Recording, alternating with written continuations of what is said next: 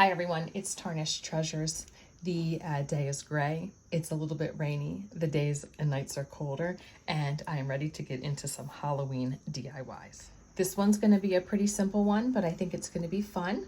I have some vintage mirrors. They happen to be hand mirrors. I have found a vintage photograph. That was actually a postcard at the thrift store. And then I pulled a few other things out that I might need. I have some glue, nippers and pliers and scissors, and then I have a little bit of packing tape.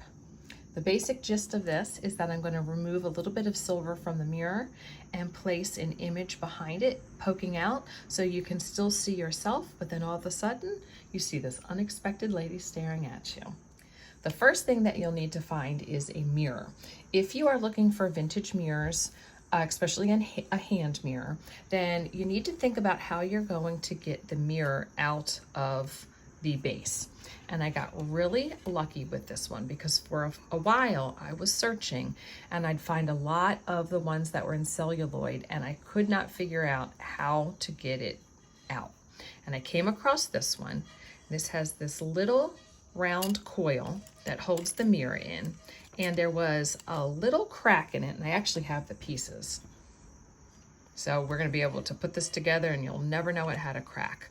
But the little crack, I was able to lift it up with my finger and realize that if I could get this off, this mirror was going to come right out, and I need access to the back. And bonus, it already had some silver loss. So this one's going to be very easy for me.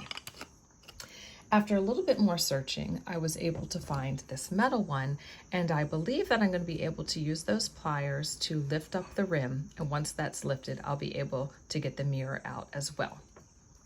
I have found some empty bases where the mirror had already been removed or maybe it had broken and fallen out, and I think that all you have to do is measure the diameter and go to Michael's or maybe Amazon to get a replacement size mirror. Now, it won't be thick and beveled, and it will look new, but it'll still allow you to do this. You might have to work a little bit harder to get the silver off since it's a newer mirror, but I think that those are good options if you're excited to do this and can't find what I found. And as for the images, I think that you can go to your thrift store or look online, but I bet you could also find some just on Google, some like royalty free older images to use with this.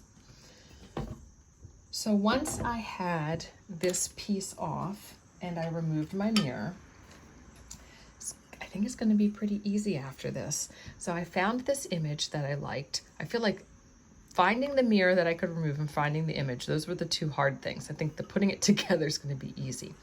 So I'm just playing around with where I want to put her face to let it show through.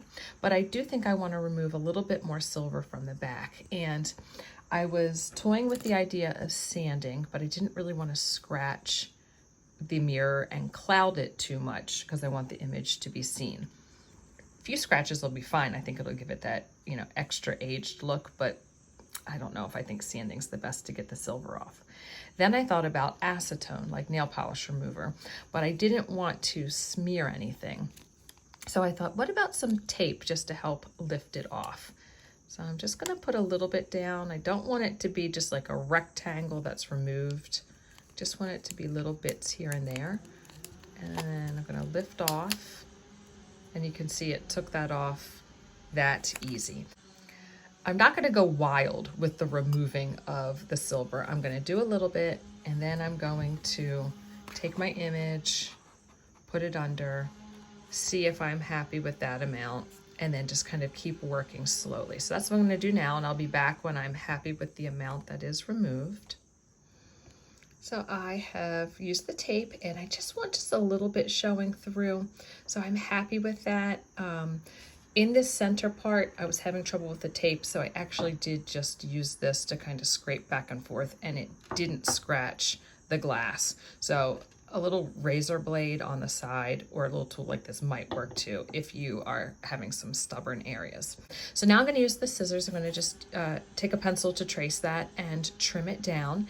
As I was working on this, I was thinking that this really could be a cool way to frame photograph that you really like, where you do try and remove a good amount of the silver, just leave a little to look aged, and try and center the picture underneath. But I want mine to be more of a Halloween decoration where you pick up this hand mirror expecting to see yourself, and then all of a sudden here's somebody from the past staring back at you. I have the smallest amount of glue here to tack the picture down so it doesn't shift under the mirror after it's all done. And I didn't want to put glue or tape in the center of the picture and attach the mirror because I just don't want it to be obvious how it was created. Okay, so I think that the picture covers up, shows through nicely. So I think that we're good.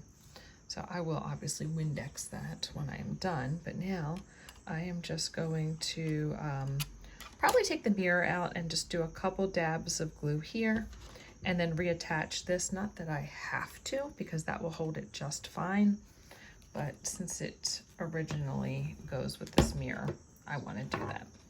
So I'm gonna use my glue, not use a lot. I don't want it to like squeeze through or be seen or noticeable. And this is pretty good glue that dries kind of fast, so just a little bit will hold it. It's not something I'm gonna be hanging on the wall. If I was hanging it on the wall, yeah, maybe I'd do just like a little bit more. Now I'm gonna do just a thin amount of glue on this piece and reattach it. And I'm pretty much doing this in real time. Like the amount of time it's taken me to film it is about how long it has taken to create this. And you could obviously do so much more to embellish this. You could take off more silver and put something that says Happy Halloween underneath of it.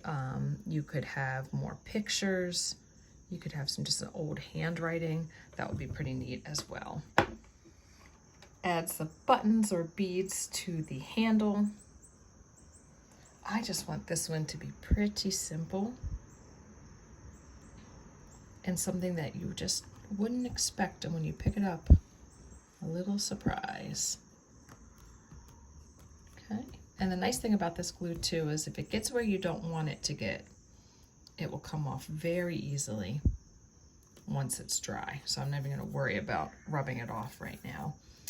And I am going to put something heavy on it to hold it down. And since this material is pretty slick, that glue will definitely come off very easily once it's dry. So I've got two little bits, and I'll share with you the finished product.